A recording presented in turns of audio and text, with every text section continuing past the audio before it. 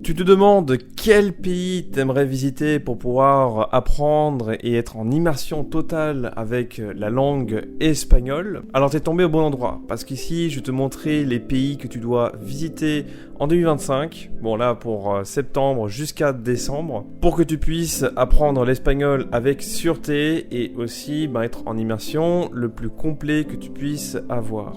Donc tout ce que je vais te dire reste valable actuellement, donc à peu près le 26 août 2025 jusqu'à l'année prochaine. Donc prépare-toi à bien noter si tu comptes aller dans ces pays-là dans les prochains mois. Ou que tu hésites dans quel pays tu aimerais aller pour perfectionner ton espagnol. Alors dans cette vidéo, on va découper en 3 blocs. Donc en premier, je vais te dire les pays hispanophones les plus sûrs et les plus populaires pour apprendre. En deuxième bloc, je vais te dire les pays qui peuvent être convenables, qui dépendent de ta situation et si tu es vraiment apte à aller dans un pays où c'est un petit peu la sécurité assez basse. Et enfin, je vais te donner quelques conseils de voyage ainsi que linguistiques pour pouvoir te préparer évidemment à l'amont avant ton voyage dans l'un de ces pays que je vais mentionner. Alors, est-ce que tu es vraiment prêt ou prête à aborder le sujet et à voir quel pays t'aimerais aller pour vraiment visiter? Alors, c'est parti.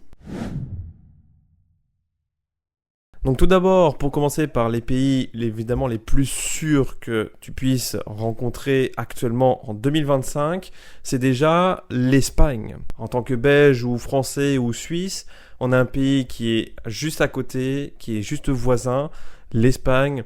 L'avantage, il y en a des milliers. Il y en a vraiment des milliers comme avantage. Déjà, premièrement, c'est que l'Espagne est dans l'espace Schengen et aussi euro, donc ce qui permet d'avoir des transactions, donc des devises, donc évidemment c'est l'euro, et qu'en plus, on peut s'immerger à moindre coût, juste un avion depuis Paris vers Barcelone ou Madrid, pour si peu, certainement une vingtaine, une quarantaine d'euros. Qu'en plus, c'est une situation touristique la plus prisée, l'une des plus prisées par les Français ou même par les Belges. Et donc en plus, l'Espagne qui s'apparente beaucoup à la France ou à la Belgique en termes de culture, en termes de sécurité.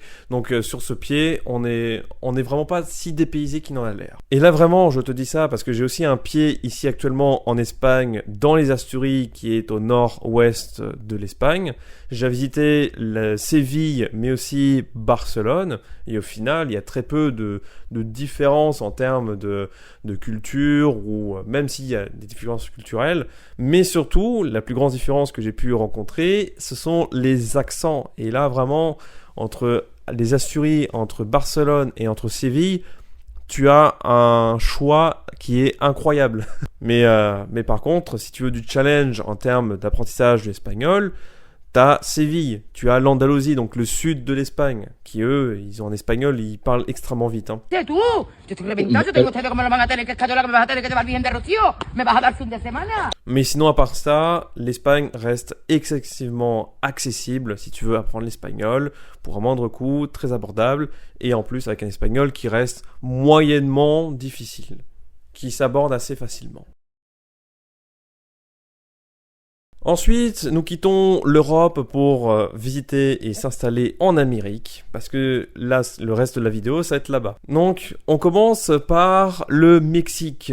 Le Mexique qui est certainement l'une des destinations les plus prisées par les francophones pour l'Amérique latine. Le Mexique, c'est quoi? C'est un pays qui est certainement le pays qui compte le plus d'hispanophones à travers le monde, avec à peu près 120 millions, quelque chose comme ça, 120 millions de personnes qui savent parler espagnol. Le Mexique a une culture qui reste extrêmement ancrée, qui en plus, l'immersion reste quasiment totale, parce que contrairement cette fois-ci à l'Espagne, eh bien le Mexique, il y a très peu de personnes qui savent parler anglais, ce qui nous permet d'être encore plus en immersion qu'en Espagne. Donc si tu vas dans le centre ou dans le sud, donc comme par exemple Oaxaca, Mérida, Mexico ou Guadalajara, il n'y a pas de souci. Mais attention, parce que le Mexique est un pays qui est extrêmement grand, qui est extrêmement vaste, et que chaque région n'a pas la même sécurité. Si tu vas dans les zones frontalières ou si tu vas à Tijuana, fais attention parce que derrière là-bas, la sécurité n'est pas du tout ici. Donc il faut que tu aies une certaine prudence. Donc regarde bien ta carte pour voir si les cartels n'ont pas pris trop de territoire ou s'il n'y a pas trop de zones dangereuses. Mais sinon, à part cela, le Mexique reste très populaire et très accessible pour un Français qui veut s'immerger en Mexique. Et d'après de ce que j'ai pu entendre, c'était un espagnol qui reste encore plus accessible que l'Espagne. Allez, on fait un petit tour un peu plus vers le sud, on descend le sud de l'Amérique et on atterrit au Costa Rica. Donc le Costa Rica est certainement l'un des pays les plus développés d'Amérique, mais aussi et surtout l'un des pays les plus sûrs en termes de sécurité. Qui, en plus, il paraît que le Costa Rica a un accent qui reste très clair, un accent qui reste assez simple à comprendre pour un Français ou pour un non-natif. Ce pays reste une des destinations encore les plus prisées pour les étudiants, pour l'Erasmus, pour pouvoir y travailler, ou même pour les digital nomades.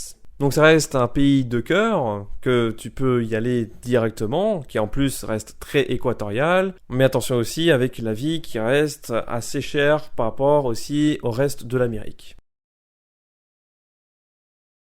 Allez, on descend encore pour atterrir, donc là j'ai regroupé 2 pays en un, parce que ça ressemble assez bien avec la culture, avec ce qui se passe et tout ça. J'ai mis le Pérou et l'Équateur. Parce que ce sont 2 pays qui ont une culture aussi qui reste extrêmement forte, qui ont un espagnol qui reste aussi assez neutre, qui reste assez simple pour un francophone ou pour un non-natif. Et où en plus l'immersion culturelle est déjà présente dès les capitales. Donc dès que tu arrives à Lima ou à Cusco, ou bien à Quito, eh bien tu es directement plongé avec l'espagnol. Même si la situation en Équateur s'est un peu dégradée depuis l'année dernière, cela reste quand même un pays extrêmement sûr, et aussi pour le Pérou qui reste un pays aussi sûr. Nous traversons la frontière avec le Pérou et nous atteignons le Chili. Vous savez, c'est cette espèce de pays qui ressemble à un jalapeno, qui ressemble à tout sauf un pays.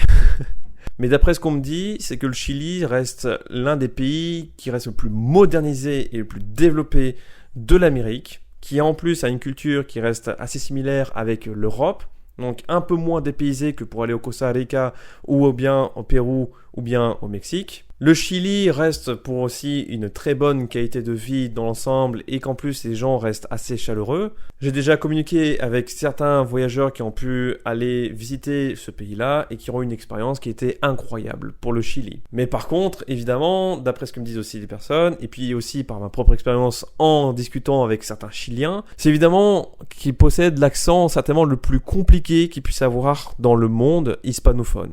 Donc cela reste un petit hic quand il s'agit d'apprendre l'espagnol, que même les Espagnols eux-mêmes n'arrivent même pas à comprendre les Chiliens. Mais si tu aimes la difficulté et les challenges pour apprendre une nouvelle langue, ben tu as tout à y faire là-bas. Donc ces 2 pays-là sont du Rio Platense, que sont l'Argentine et l'Uruguay. Ces 2 pays partagent évidemment la même culture, à quelque chose près. Ils ont le même mode de vie, ils ont le même accent. Donc c'est l'accent Rio Platense.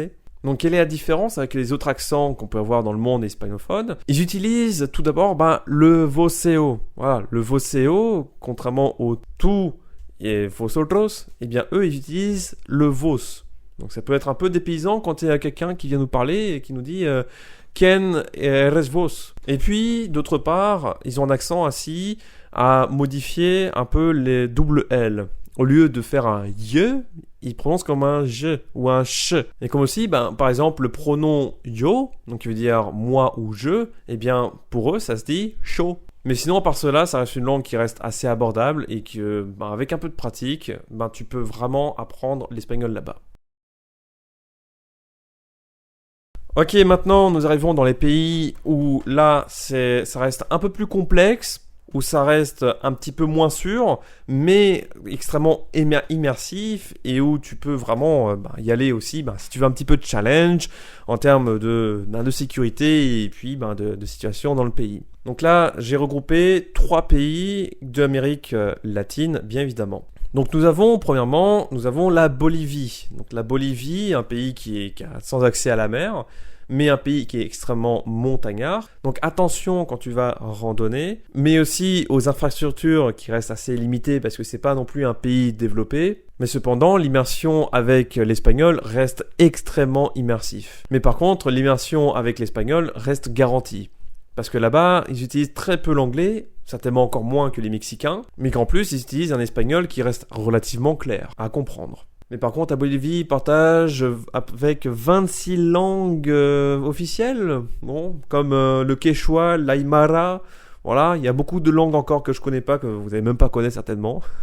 Mais en tout cas, si tu veux vraiment une immersion et complète, donc la Bolivie reste un cadre assez simple. Et qu'en plus, en ayant parlé aussi avec quelques voyageurs qui sont allés en Bolivie, certains me disent qu'ils ont fait une expérience de malade et qu'ils ont pu apprendre aussi l'espagnol là-bas. Ensuite, j'ai mis dans ce classement-là le Panama. Le Panama, c'est un pays qui est d'Amérique centrale, qui reste globalement sûr en termes de sécurité, donc il n'a pas de souci pour y aller.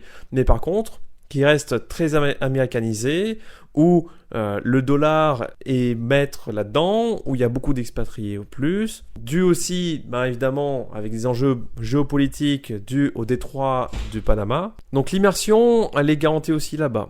Ça dépend aussi des endroits sur le Panama, mais généralement, l'espagnol est garanti. Et enfin, on peut terminer avec cette liste, il y a Cuba. Cuba, où c'est un pays des Caraïbes, c'est un pays qui est éloigné de tout. Donc il y a une immersion qui est complètement totale, parce que là-bas, il n'y a pas d'anglais, il n'y a pas de français. C'est en plus un pays qui paraît assez sûr, mais d'un côté, avec l'accent caraïbéen, et puis qui va assez vite, et qu'en plus Cuba traverse une période économique assez rude, eh bien cela reste tout de même une bonne expérience si tu veux sortir de ta zone de confort et que tu veux visiter Cuba.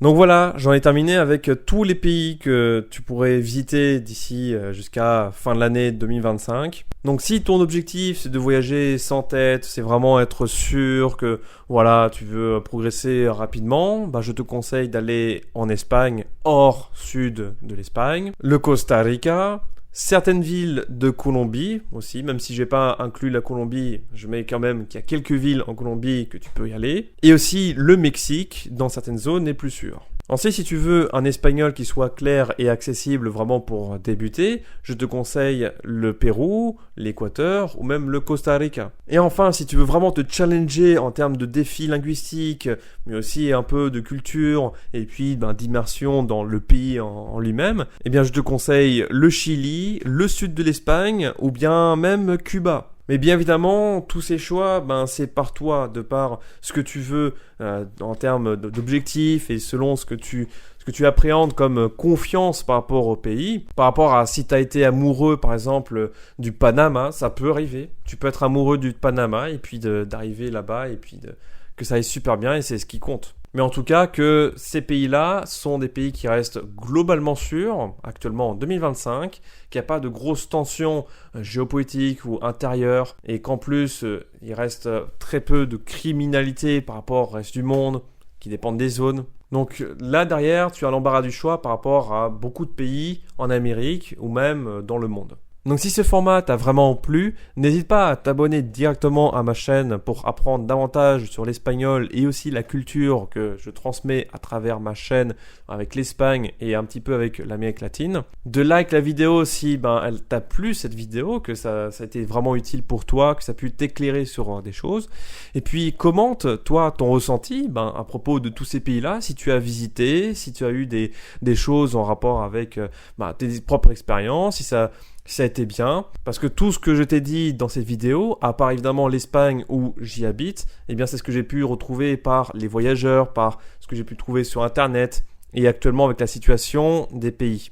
Donc si tu veux rajouter aussi une pierre à l'édifice, n'hésite pas à mettre ton commentaire, ça serait vraiment, vraiment sympa de ta part. Donc là, j'ai parlé des pays auxquels tu pourrais vraiment y aller sans gros problèmes, sans avoir de très gros problèmes à rencontrer là-bas pour apprendre l'espagnol.